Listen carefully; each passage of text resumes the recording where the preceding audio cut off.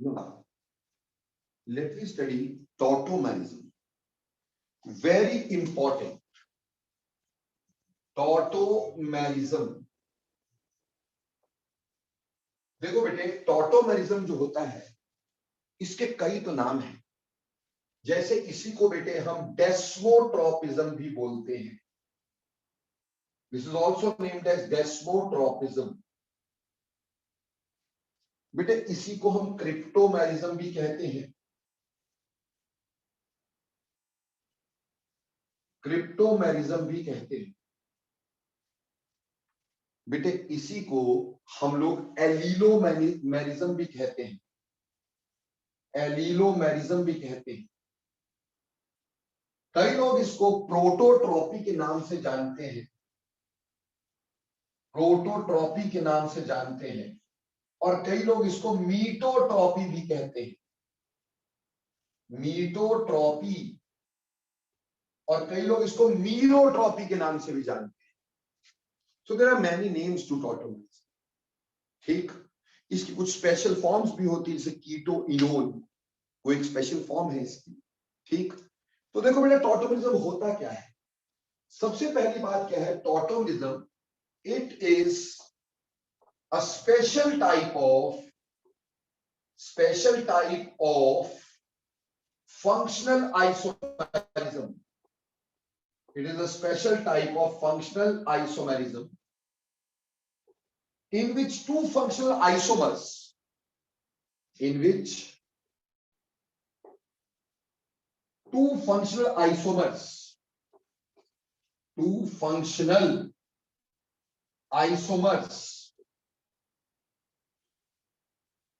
are in dynamic equilibrium of each other.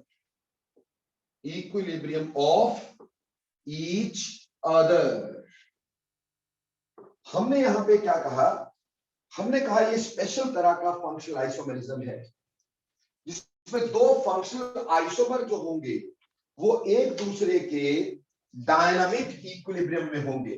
Two functional isomers are in the dynamic equilibrium of each other. This phenomena, this tautomerism phenomena, is given by a scientist named as Lahr. Lahr was the scientist जिसने ये दिया था, और इसने कहा कि दो functional isomer एक दूसरे के डायनामिक इक्विलिब्रियम में एग्जिस्ट करते हैं। So what do you mean by this? मान लो मेरे पास है CH3, C double bond O और यहां पर H. This is an aldehyde, and this aldehyde is changing into CH2 double bond CHOH, and this is called as enol form.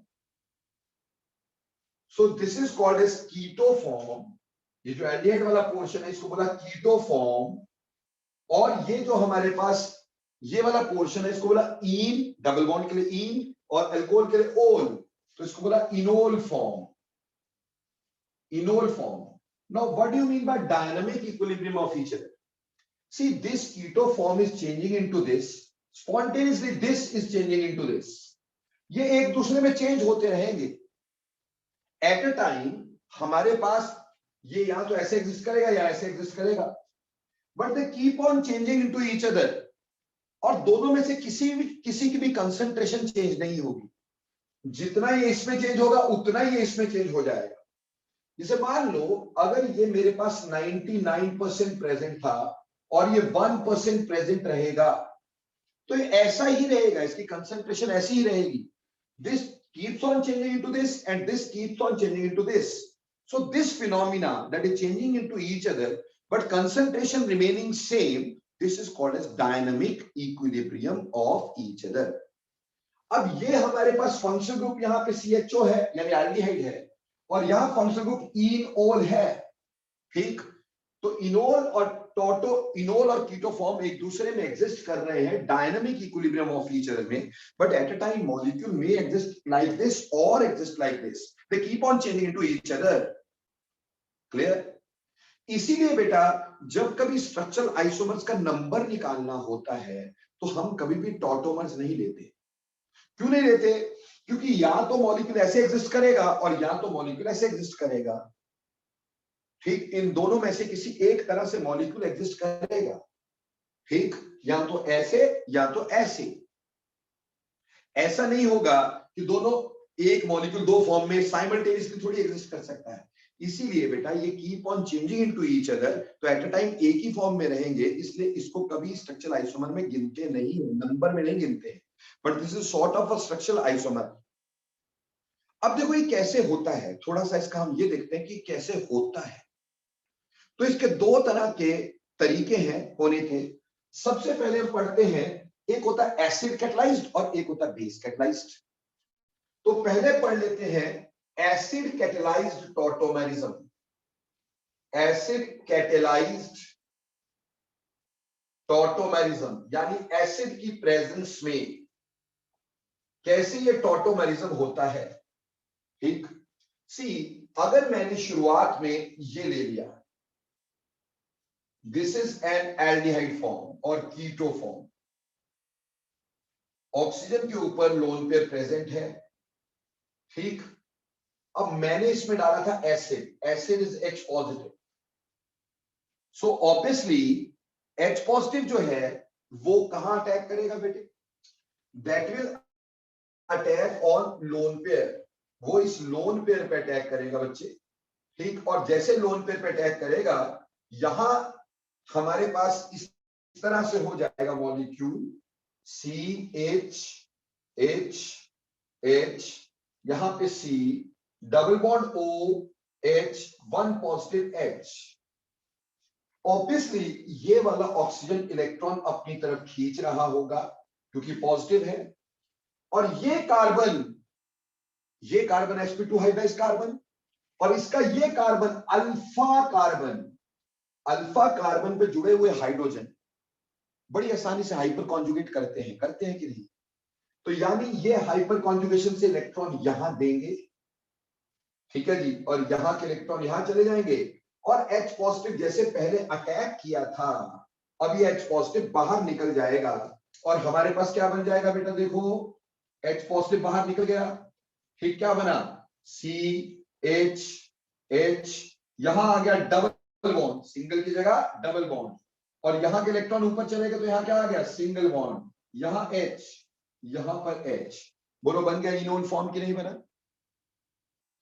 अब ऐसा है कि जब ये हमारे पास डबल बॉन्डेड कार्बन पे कोई भी ग्रुप लगता है, तो डबल बॉन्डेड कार्बन पे कोई भी ग्रुप अपना कौन सा इफेक्ट शो करता है बेटे? बोलो डबल बॉन्डेड कार्बन पे कोई ग्रुप कैसा शो करता है बेटा? Plus R effect. कैसा शो करेगा? ये ग्रुप जो है जिसके ऊपर लोन पेयर है, that will be showing plus R double bonded carbon पे। तो ये अपने इलेक्ट्रॉन जैसे यहां देगा, यहां के इलेक्ट्रॉन यहां जाएंगे। ठीक है जी, अभी क्या होगा? अभी होगा ऐसे कि हमारे पास CH, यहां पे वन नेगेटिव चार्ज आ जाएगा, यहां सिंगल बॉन्ड, यहां डबल बॉन्ड, यहां O और यहां H, वन पॉजिटिव H। क्योंकि मीडियम एसिडिक रखा है, एसिडिक मीडियम से हमें H पॉजिटिव मिलेगा, और H पॉजिटिव कहां अटैक कर जाएगा बेटा? इस नेगेटिव पर। जैसे इस नेगेटिव पे अटैक करेगा, हमारे पास बन जाएगा CH H, यहां single bond, C double bond OH, और ऑक्सीजन के ऊपर पॉजिटिव चार्ज।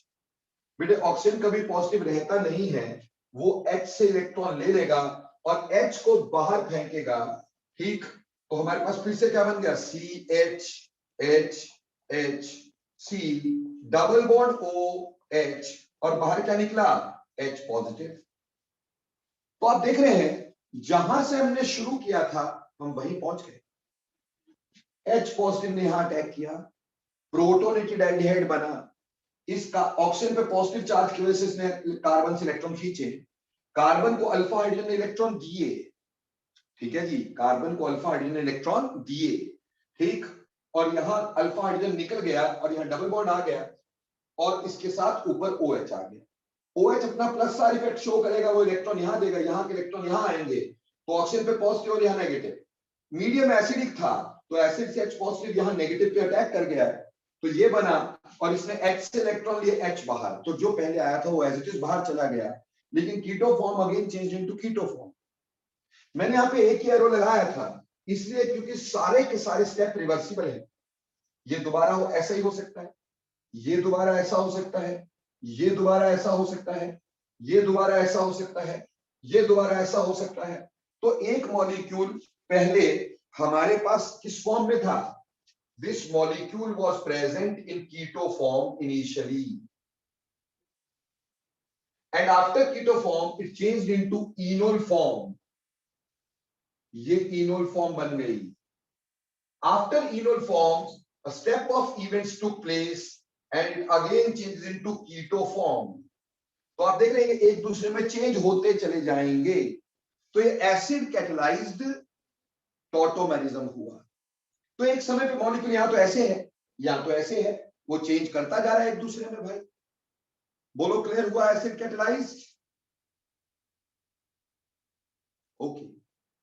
इसी तरह से एक दूसरा देखते हैं बेटा। दूसरा हमारे पास आएगा बेस कैटलाइज्ड टॉटोमेरिज्म। दूसरा आएगा base catalysed tautomerism. Base catalysed tautomerism. ठीक। अब बेस कैटेलाइज्ड टॉटोमेरिज्म कैसे होता है प्लीज। मान लो ये हमारे पास H है, H है, H है और यहां C डबल बॉन्ड OH है, वही कीटो फॉर्म हम पहले लेके चल रहे। ना ये कार्बन जो है ये sp2 हाइब्रिडाइज्ड कार्बन है और हम ये अच्छे जानते हैं sp2 हाइब्रिडाइज्ड कार्बन का अगला कार्बन अल्फा कार्बन।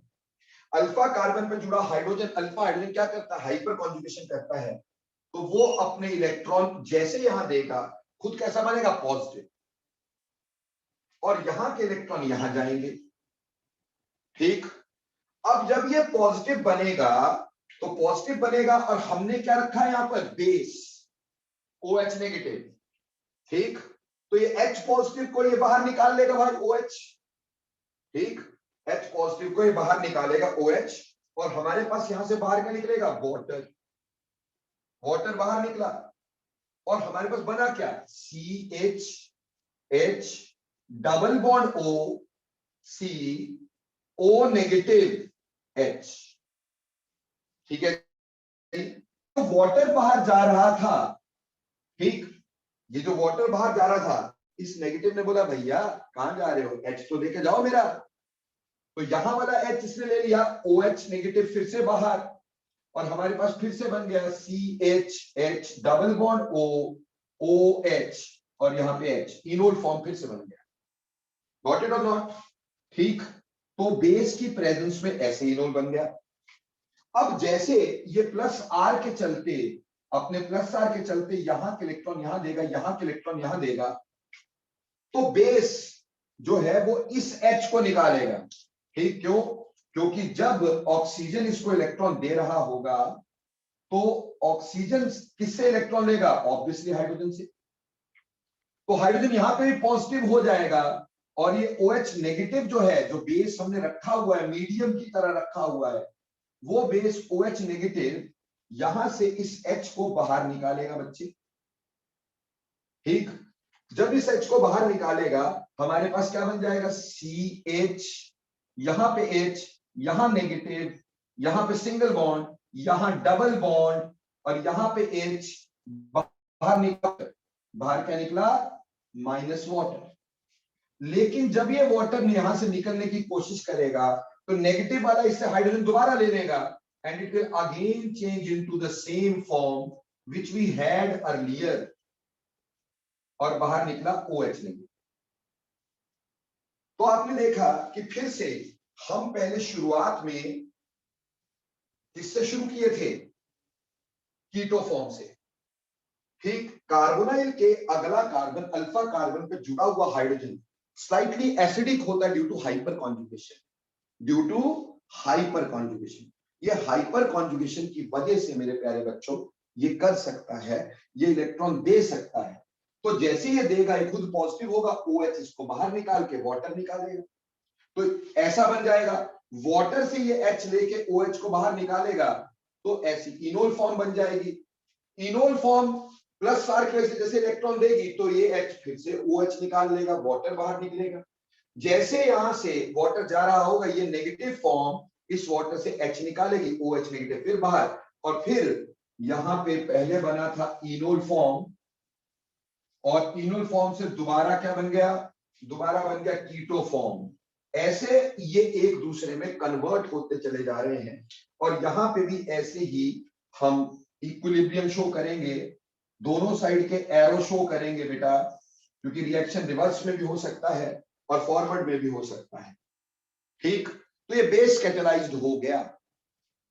बोलो मेरे प्यारे बच्चों, एसिड कैटेलाइज्ड या बेस कैटेलाइज्ड समझ में आया कि नहीं? नाउ खास बात होगी necessary condition to show tautomerism. Necessary condition to show tautomerism, अगर बेटे 2 मिनट के लिए मान लिया जाए इस कार्बन पे कोई H लगा ही नहीं है, अल्फा कार्बन पे कोई H लगा ही नहीं है, तो क्या हाइपर कॉन्जुगेशन होगी? इस केस में या इस केस में क्या कोई हाइपर कॉन्जुगेशन होगी? नहीं होगी। और जब तक हाइपर कॉन्जुगेशन नहीं होगी तब तक ये इलेक्ट्रॉन यहां जाएंगे नहीं, जब तक जाएंगे नहीं टॉटोमरिज्म होगा नहीं। इसलिए जो नेसेसरी कंडीशन होती है टॉटोमरिज्म की, नेसेसरी कंडीशन जो कि बहुत जरूरी है, वो है प्रेजेंस ऑफ अल्फा हाइड्रोजन।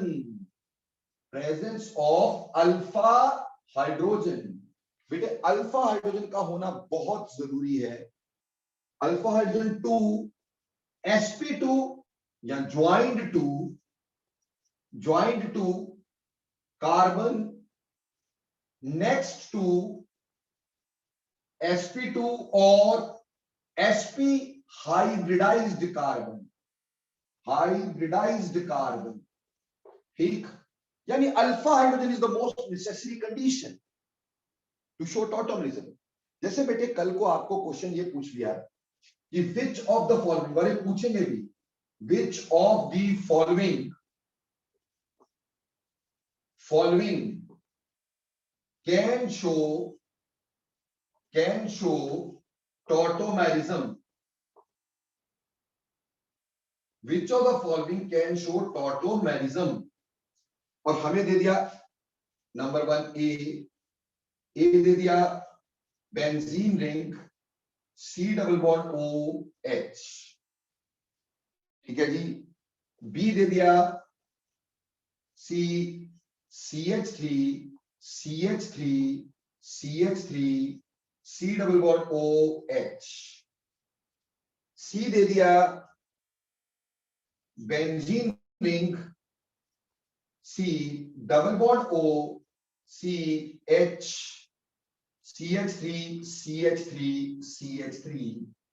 और डी दे दिया benzene ring C double bond O CH3। और आपसे पूछा इसमें से कौन टॉटोमरिज्म शो कर सकता है,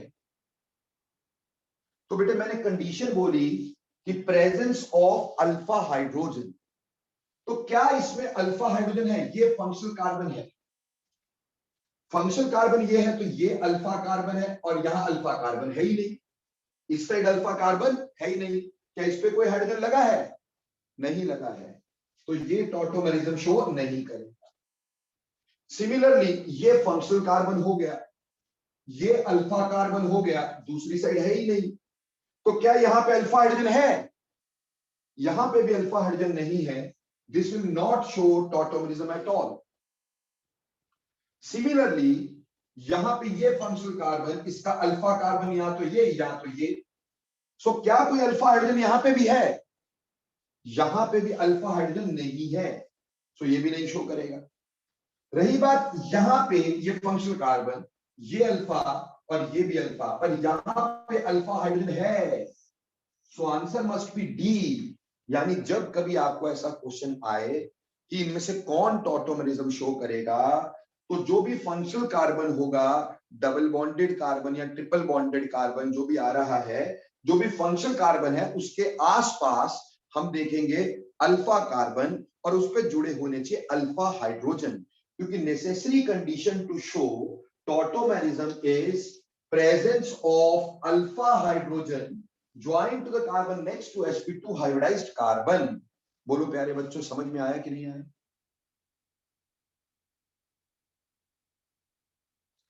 लेकिन ये लिख लिया बेटा आपने, बेस कैटलाइज, एसिड कैटलाइज्ड। लेकिन कई बार क्या होता है कि हमारे पास अल्फा हाइड्रोजन प्रेजेंट होता है, कई बार हमारे पास अल्फा हाइड्रोजन प्रेजेंट होता है, येट टॉटोमेरिज्म होता ही नहीं है। ठीक, sometimes alpha hydrogen is present but tautomerism cannot take place। sometimes even alpha hydrogen is present but there is no tautomerism। Tautomerism नहीं हो पाता, कहां पर और क्यों? ठीक, देखो बेटा, इसका सबसे पहला एग्जाम्पल होता है बेंजोक्विनोन। बेंजोक्विनोन ये पहला एग्जाम्पल है इसका। ये बेंजोक्विनोन मॉलिक्यूल है बेटा, दिस इज बेंजोक्विनोन। अभी इसमें डबल बॉन्ड लगने बाकी रह गए।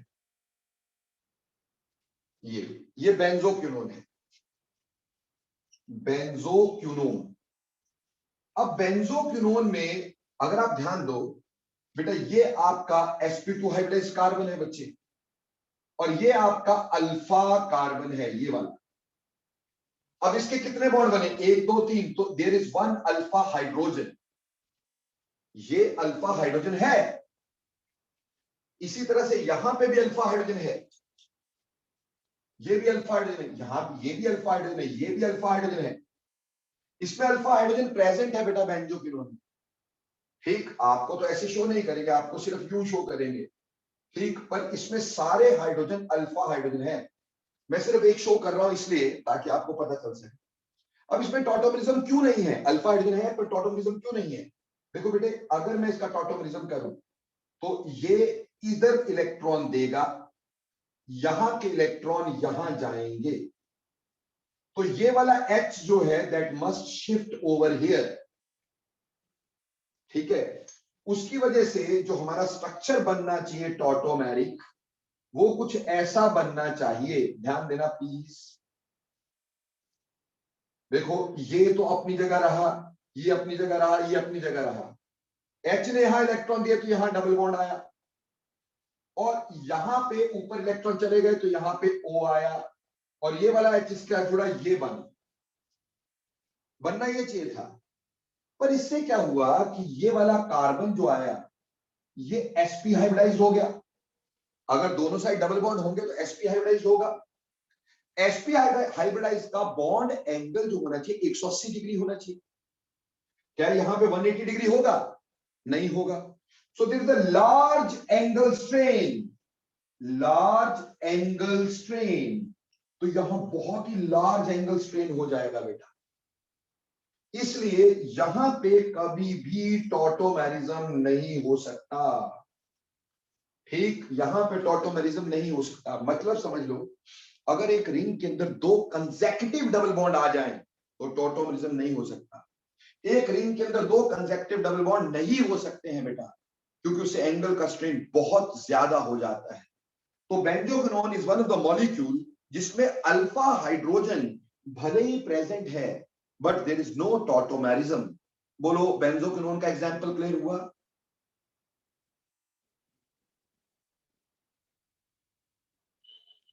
Okay, see next thing. ठीक, एक और चीज बताता हूं आपको। मान लो मेरे पास एक मॉलिक्यूल ये है,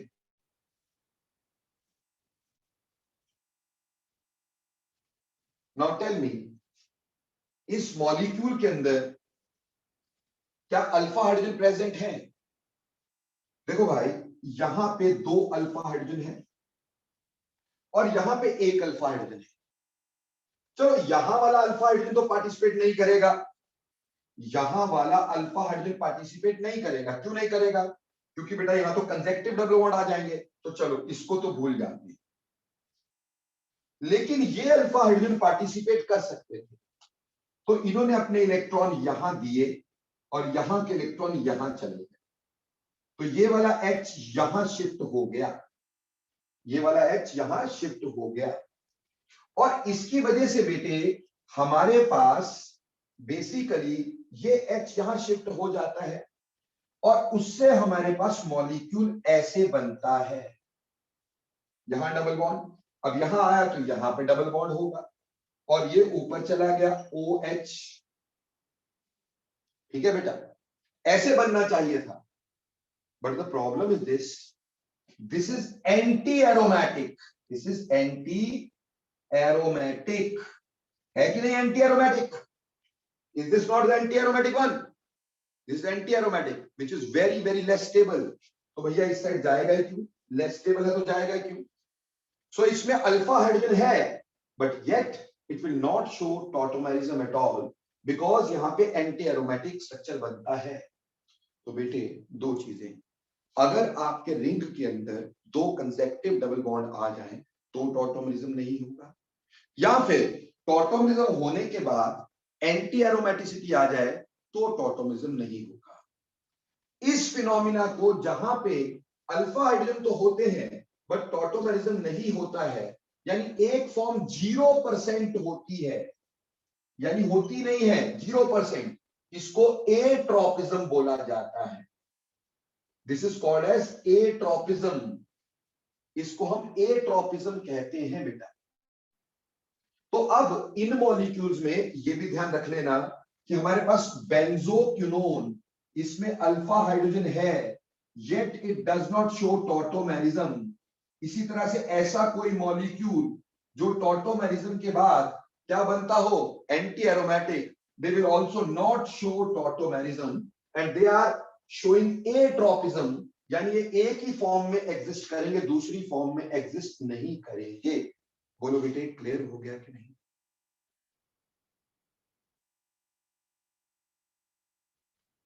तो अभी तक तुमने पढ़ा टॉटोमेरिज्म क्या होता है, कैसे होता है, कहां होता है और कहां नहीं होता है। ठीक, अगली बात, अभी हमने बोला some time alpha hydrogen is present but there is no tautomerism. एक स्पेशल केस करवाता हूं जहां हाइड्रोजन है ही नहीं, yet there is tautomerism, this is special case, तो इसको मिटा दीजिए।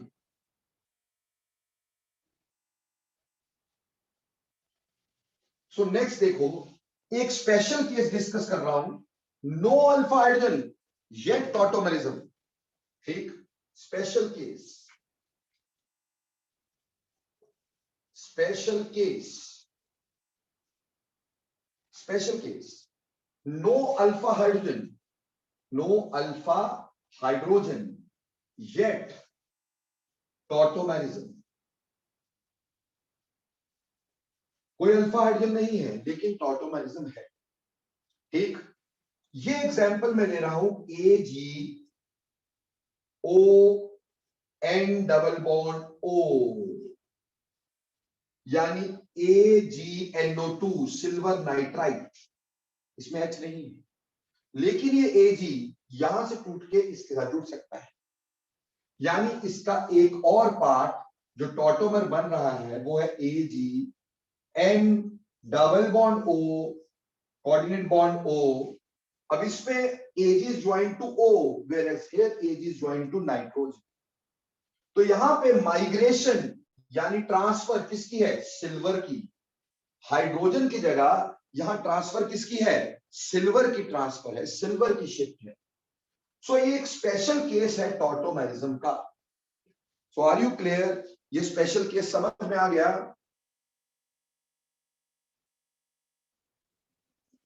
नाउ अब ये टॉटोमेरिज्म जो है ये कितनी तरह का हो सकता है, कितनी तरह के सिस्टम इसमें पार्टिसिपेट कर सकते हैं, थोड़ा सा इसको ध्यान देते हैं ताकि ये भी क्लियर हो। तो ये मिटा रहा हूं मैं, अब तुम्हें पता चल गया कहां टॉटोमेरिज्म हो सकता है कहां नहीं हो सकता है। वो जस्ट एंटी एरोमेटिक स्टेबल होता है क्या, और इतनी देर बाद क्यों याद आ रहा है तेरे? एंटी एरोमेटिक यहां पे अगर यहां के H यहां जाएंगे तो एंटी एरोमेटिक स्टेबल नहीं होगा, तो क्या रिएक्शन उस साइड जाएगा भाई? रिएक्शन उस साइड नहीं जाएगा बेटे, समझ में आई? जब कोई चीज एंटी एरोमेटिक होती है वो सबसे अनस्टेबल होती है, तो रिएक्शन अनस्टेबल की तरफ नहीं जाएगा। और रही बात AgNO3 की, तो यहां पे ऐसा है कि इसने इलेक्ट्रॉन यहां खींचे, यहां के इलेक्ट्रॉन यहां गए, तो ये Ag से इलेक्ट्रॉन लिए और Ag टूट के कहां ज्वाइन किया, नाइट्रोजन पर। तो बेटा यहां पे इस तरह का स्ट्रक्चर बनता है। तो यहाँ Ag is shifting from oxygen to that of nitrogen. So this is a special case. Silver nitride is a special case to show tautomerism. बोलो अंगद, क्लियर हो गया कि नहीं? ओके, सो नेक्स्ट बात पढ़ते हैं बच्चों। अब हमने पढ़ लिया टॉटोमेरिज्म क्या होता है, कहां होता है। अब हम टाइप्स ऑफ टॉटोमेरिज्म की बात करें। टाइप्स ऑफ टॉटोमेरिज्म, ठीक, कितने तरह के इसमें सिस्टम है, ठीक। और यहां से टॉटोमेरिज्म की एक और डेफिनेशन हम पढ़ने की कोशिश करेंगे, ठीक है। देखो बेटे, अगली बात जो हम पढ़ने जा रहे हैं टॉटोमेरिज्म में, सबसे पहले हम पढ़ेंगे dyad system. Dyad system, dyad system. No, what do you mean by dyad system? ध्यान देना बेटा, टॉटोमेरिज्म का डायड सिस्टम। देखो बच्चे, मैंने आपको कल परसों करवाया था फंक्शनल आइसोमर्स। मैंने कहा था cyanide and isocyanides are functional isomers of each other. Cyanides and isocyanide are functional isomers of each other than HCN and HNC. क्योंकि जो HCN है, HCN, ठीक है जी, ये चेंज करता है into HNC. So hydrogen is shifting from this carbon to this nitrogen, it is shifting to this. So इसको बोलते हैं 1-2 migration, 1-2 migration of hydrogen. Dyad system होता है 1-2, यानी एक एटम से दूसरे एटम तक। जैसे यहाँ पे AgNO2 में भी ऐसा ही हुआ था, 1-2 माइग्रेशन हुई थी। Ag पहले ऑक्सीजन से अगले नाइट्रोजन पे लग गया, यहां पे भी इस कार्बन से उतरा, पहले एटम से उतरा, दूसरे पे लग गया।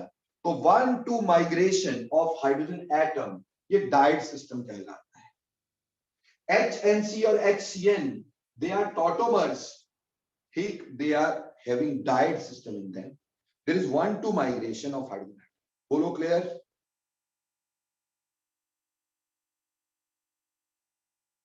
दूसरा देखते हैं, दूसरा है ट्रायड सिस्टम।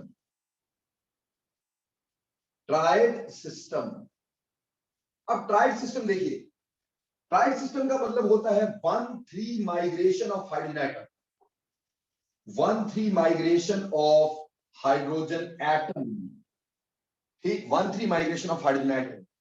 जैसे प्यारे बच्चों, 1-3 माइग्रेशन ऑफ हाइड्रोजन एटम का मतलब क्या है?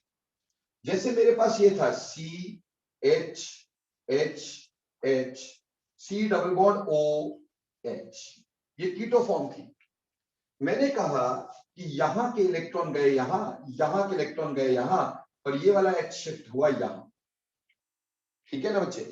तो हमारे पास क्या बना था इसका टॉटोमर? इसका टॉटोमर हमने बनाया CH double bond COH, enol form. तो आप क्या देख रहे हैं, 1 2 3, यानी इस एटम से हाइड्रोजन निकला और उसके तीसरे एटम पे जाके जुड़ा। सो this is 1-3 migration of hydrogen atom, this is 1-3 migration of hydrogen atom. समझ में आई बेटे बात? तो जब 1-3 माइग्रेशन होती है तो उसको ट्राइड सिस्टम बोलते हैं। Let me take one more example of triad system. There are many examples of triad system. से मेरे पास है CH3NO2, CH3NO2, that is nitromethane. अब ये कैसा होगा बेटा? ये ऐसे होगा CHHN डबल बॉन्ड O। देखो बेटा, यहां तो इसको कोऑर्डिनेट बॉन्ड शो कर दो, और या फिर इसको नेगेटिव पॉजिटिव शो कर दो, क्योंकि आजकल हम कोऑर्डिनेट बॉन्ड की औकात नहीं देते ना बेटा। तो आजकल हम कोऑर्डिनेट बॉन्ड लेके चलते होते हैं, तो उसकी जगह पे हम प्लस माइनस लिख देते हैं कोऑर्डिनेट बॉन्ड की जगह। या इसको कोऑर्डिनेट बॉन्ड लिख दो या ऐसे लिख दो, चलेगा। नाउ ये एटम sp2 हाइब्रिडाइज हो गया कि नहीं हो गया? This atom is sp2 hybridized. Moreover ये ऑक्सीजन अपनी तरफ इलेक्ट्रॉन खींच रहा है, तो यहां के हाइड्रोजन ने यहां इलेक्ट्रॉन दिए, अल्फा हाइड्रोजन हो गया कि नहीं हो गया? This is functional atom, this is alpha carbon, this is alpha hydrogen. इसने इलेक्ट्रॉन यहां दिए, यहां के इलेक्ट्रॉन यहां, and this H has been shifted to here. ठीक है जी। सो हमारे पास क्या बन गया बेटा इसका? इसका बन गया C, यहां पे भी H, यहां पे भी H, यहां आया डबल बॉन्ड, यहां आया N, यहां आया O, O के साथ जुड़ा H, और यहां तो सेम ही रह गया है। ठीक है, तो ये दो हमारे पास बने। अब यहां पे भी एटम देखो 1 2 3, तो हाइड्रोजन फर्स्ट एटम से निकला और थर्ड एटम पे जुड़ा, तो 1 3 माइग्रेशन हो गई। बेटे देखो, जैसे COOH को हम बोलते हैं एसिड, क्या बोलते हैं? एसिड। यहां पे है NOOH, तो इसको ऐसी फॉर्म बोलते हैं। क्या बोलते हैं? ऐसी फॉर्म। अगर ये ऐसी फॉर्म तो ये वैसी फॉर्म नहीं, इसको बोलेंगे स्यूडो ऐसी फॉर्म। स्यूडो ऐसी फॉर्म। तो ऐसी स्यूडो ऐसी फॉर्म, इसमें भी आपस में क्या हो गया? टॉटोमरिज्म। और माइग्रेशन कैसी हुई? 1 3 माइग्रेशन। तो इसको हमने ट्राइड सिस्टम में रखा। बोलो क्लियर, ट्राइड सिस्टम। ओके, अब एक स्पेशल केस आपसे मैं और डिस्कस करूंगा। ठीक, एक स्पेशल केस और डिस्कस करता हूं, जिसको बोलते हैं पैराटॉटोमेरिज्म। पैराटॉटोमेरिज्म। अब पैराटॉटोमेरिज्म क्या होता है और कैसे होता है, प्लीज। मान लीजिए मेरे पास ये एक रिंग है और यहां डबल बॉन्ड है, यहां पे भी डबल बॉन्ड है, यहां पे भी डबल बॉन्ड है। हमें ये अच्छे से पता चल गया है कि यहां वाला हाइड्रोजन जो है, यहां जो हाइड्रोजन होगा, that will not participate in tautomerism. क्यों नहीं करेगा? क्योंकि अगर यहां के इलेक्ट्रॉन यहां तो कंसेक्टिव डबल बॉन्ड आएगा, तो ये तो कभी भी पार्टिसिपेट नहीं करेगा टॉटोमेरिज्म। लेकिन बेटा हाइड्रोजन यहां पे भी, यानी इसकी पैरा पोजीशन। अब हुआ क्या? इसने इलेक्ट्रॉन यहां से यहां खींचे, तो यहां के इलेक्ट्रॉन यहां आए, और उस वजह से इस H ने इलेक्ट्रॉन यहां दिए। सो ये वाला H निकला और कहां जाके जुड़ा? To this oxygen. ठीक है जी। उसकी वजह से मॉलिक्यूल कैसा बना होगा? उसकी वजह से मॉलिक्यूल कैसा बना होगा? देखो यहां पे O और H आ गया होगा, जो H यहां जुड़ा होगा, यहां सिंगल बॉन्ड हो गया होगा, ये वाला डबल बॉन्ड यहां आ गया, इसकी वजह से डबल बॉन्ड यहां आ गया, और ये यहां रह गया, है ना बेटा जी? क्लियर? अब यहां पे पैरा माइग्रेशन हुई, हाइड्रोजन पैरा पोजीशन पे, वहां से माइग्रेशन हुई ऑक्सीजन के। So this para tautomerism. इसकी ड्राइविंग फोर्स ये थी कि अगर आप ध्यान देखोगे तो ये एरोमेटिक बन गया कि नहीं? This is aromatic, and aromatic is highly highly highly stable. इस वजह से ये इक्विलिब्रियम फॉरवर्ड में ही ज्यादा रहेगा, यानी ये इधर ही ज्यादा रहेगा, क्योंकि एरोमेटिक स्टेबल है। पर इसमें पैरा हाइड्रोजन इज शिफ्टेड, तो इसमें बोला hydrogen from the para position, hydrogen from para position migrates.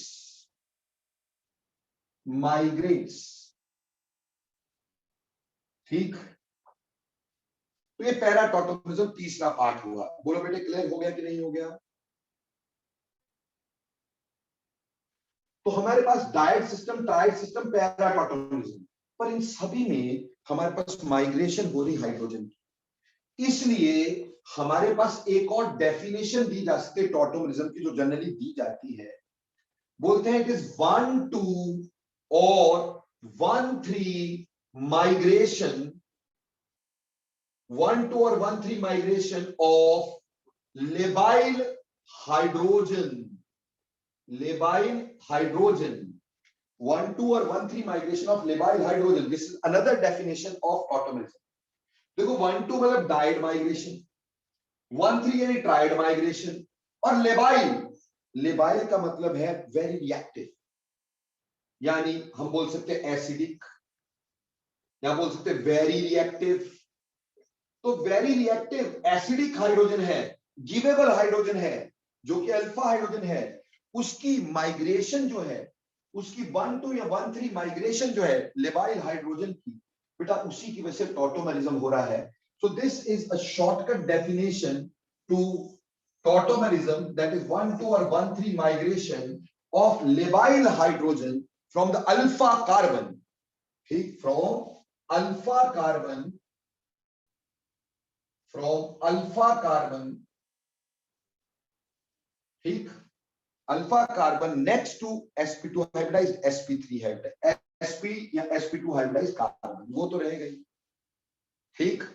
तो 1,2 और 1,3 migration of labile hydrogen from alpha carbon is also called as tautomerism. Sir इसमें आपने पैरा माइग्रेशन लिखी, बेटा para migration is a special case, para tautomerism is a special case, जिसमें para hydrogen migrate हुआ, वो तभी हो सकता है अगर कंपाउंड में एरोमेटिसिटी आ जाती हो। तो बोलो बेटा टॉटोमेरिज्म के टाइप समझ में आए? Are you clear about the types of tautomerism? तो ये टॉटोमेरिज्म क्या होता है, कितनी किस तरह से होता है, उसकी नेसेसरी कंडीशन क्या है, कहां हो सकता है कहां नहीं हो सकता है, किस तरह से उसकी माइग्रेशन होती है, कितने सिस्टम्स हैं, ये सब मैंने आपको क्लियर करने की कोशिश की टॉटोमेरिज्म में। अब अगर हम ये देखें कौन कौन सी चीजें टॉटोमेरिज्म, मतलब कौन कौन से सिस्टम टॉटोमेरिज्म में पार्टिसिपेट करते हैं, जैसे कीटो इनोल हो गया, ऐसे बेटा एक होता है आइमिडोल सिस्टम, ठीक, ऐसे ही एसी सूडो एसी फॉर्म्स, ऐसे बड़े सारे सिस्टम हैं बेटा। उसका नॉमेनक्लेचर क्योंकि तुम अभी +1 में हो तो पूरी तरह समझ नहीं आएगा, तो टाइप्स जो हैं वो मैं आपको अभी नहीं बता रहा हूं इसके कि किस किस सिस्टम में हो सकता है टॉटोमेरिज्म, क्योंकि बेटा उसके नॉमेनक्लेचर में तुम्हें थोड़ी दिक्कत आ जाएगी, है ना बेटा, तो वो समझ में आना थोड़ा मुश्किल हो जाएगा। तो अभी फिलहाल सिर्फ टॉटोमेरिज्म समझने की हमने कोशिश की और उसको अच्छी तरह से समझ लिया। क्लियर? अब हम बात करेंगे, यहां तक क्लियर है टॉटोमेरिज्म बेटे?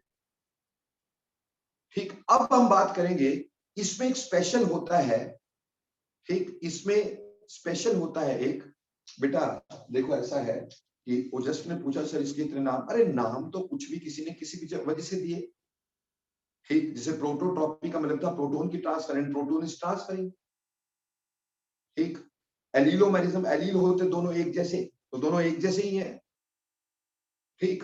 तो दिस इज नॉट इंपॉर्टेंट कि नाम किसने क्यों दिए, this is not at all important, ये नाम है हमारे पास कई सारे, मैंने आपको बता दिए, ठीक।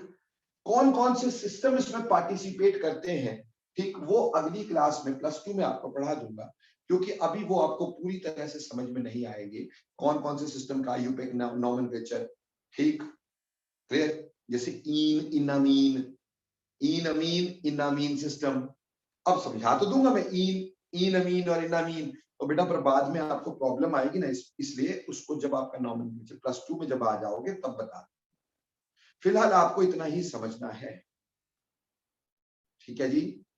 स्नेहा ने कहा है कि सर डायनामिक इक्विलिब्रियम एक बार फिर से बता दो।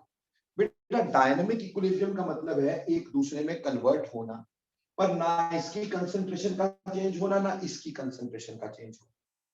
This is continuously converting into this and this is continuously converting into this, ठीक, एक दूसरे में कन्वर्ट होते चले जा रहे हैं, बट ना तो इसकी कंसंट्रेशन चेंज हो रही है ना इसकी कंसंट्रेशन चेंज हो रही है, जितने मॉलिक्यूल इसमें कन्वर्ट हुए उतने मॉलिक्यूल इसमें कन्वर्ट हो गए, ठीक, इसको डायनामिक इक्विलिब्रियम कहते हैं।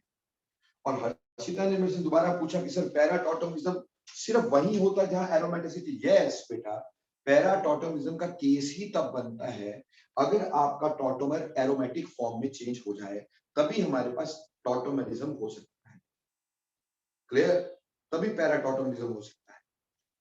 अब रही बात कि कौन ज्यादा इंपॉर्टेंट है, बेटा इसमें एक आएगा कीटो इनोल सिस्टम, जो अभी शुरुआत में हमने पढ़ा था कीटो इनोल, और इसमें बेटा पेपर्स में क्वेश्चन आते हैं कीटो इनोल में किसकी परसेंटेज ज्यादा, कीटो ज्यादा स्टेबल या इनोल ज्यादा stable, and why it is so, यानी एक्सटेंट ऑफ इनोल फॉर्म। तो अगला टॉपिक जो मेरा रहेगा इसमें वो रहेगा बेटे आपके पास एक्सटेंट ऑफ इनोल फॉर्म, कि इनोल कहां ज्यादा होगी कहां कम होगी। ठीक,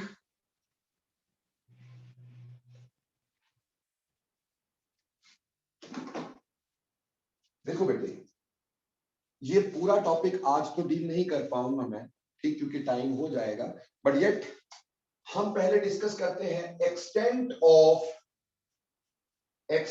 ऑफ इनोल कंटेंट, कि एक मिक्सचर में कितना इनोल कंटेंट रहेगा, कौन ज्यादा रहेगा, कीटो फॉर्म ज्यादा रहेगी कि इनोल फॉर्म ज्यादा रहेगी। देखो बेटे जनरली ये जो बात है ये तीन चीजों पे डिपेंड करती है बेटा, इनोल कंटेंट जो है तीन चीजों पे डिपेंड करता है। ठीक, वैसे तो keto form is generally more stable, वैसे keto form is generally more stable। ठीक, क्यों, पहले इसको पढ़ते हैं कि कीटो फॉर्म जनरली ज्यादा स्टेबल क्यों होती है।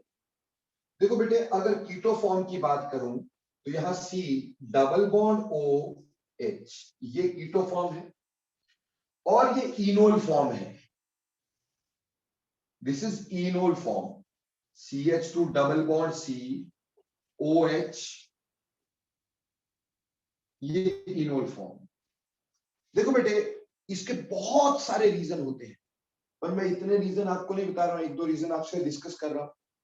पहला रीजन देखो बड़ा सिंपल बात है, ये कार्बन sp2 हाइब्रिडाइज्ड है, डबल बॉन्डेड है, इसलिए ये लोन पेयर और पाई इलेक्ट्रॉन एक ही प्लेन में रहेंगे और उसकी वजह से इन दोनों में यहां पे रिपल्शंस होंगी, रिपल्शंस बिटवीन पाई इलेक्ट्रॉन्स, हम बोलते हैं ना pi electrons are loosely held electrons, pi electrons are loosely held electrons, हम ये कहा करते हैं pi electrons are loosely held electrons.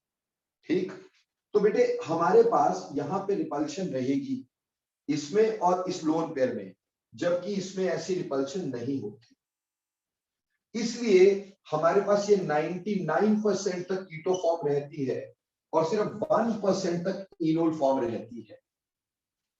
ठीक, because enol is less stable due to repulsion.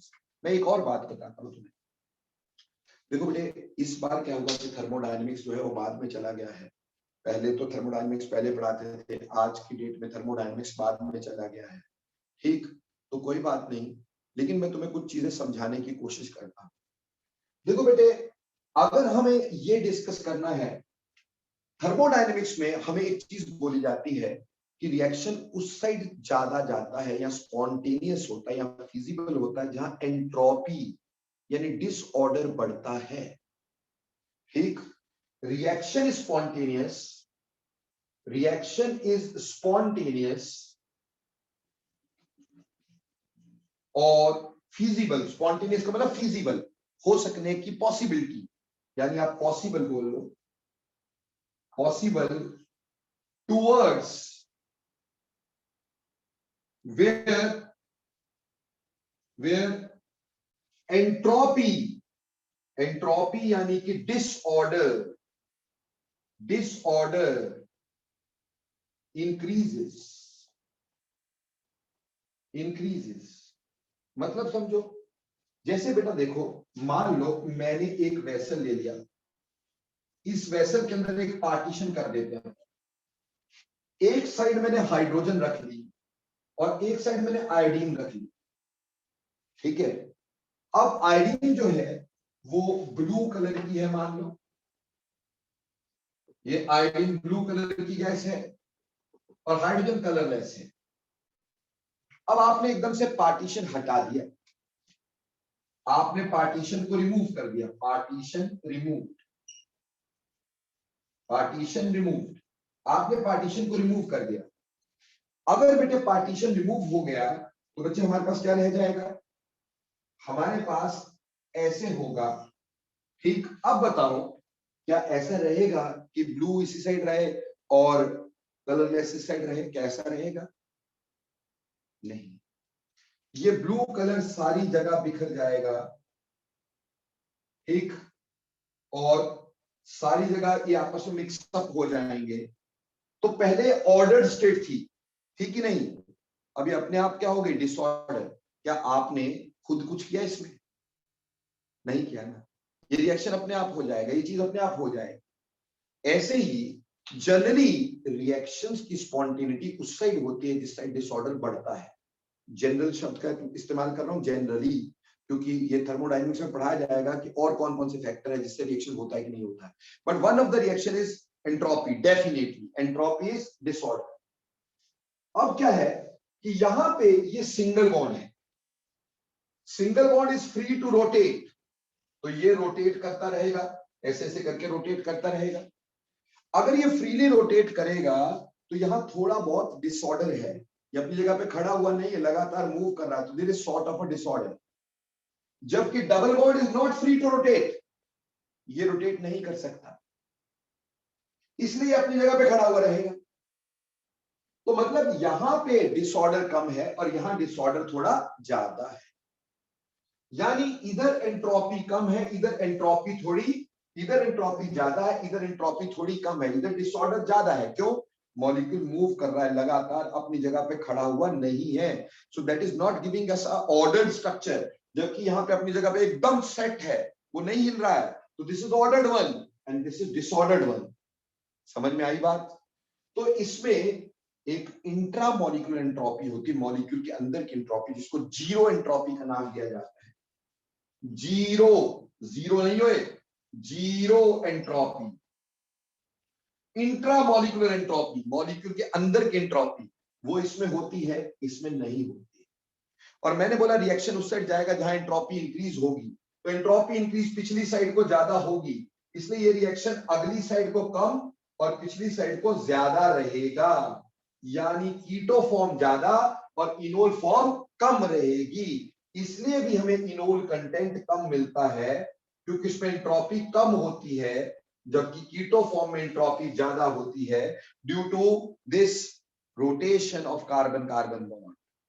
बड़े हाई लेवल का थॉट है, पर यहां तो समझ में आ ही रहा है कि भाई रिपल्शन भी है, किस वजह से keto form is generally more stable. Got it और नॉट?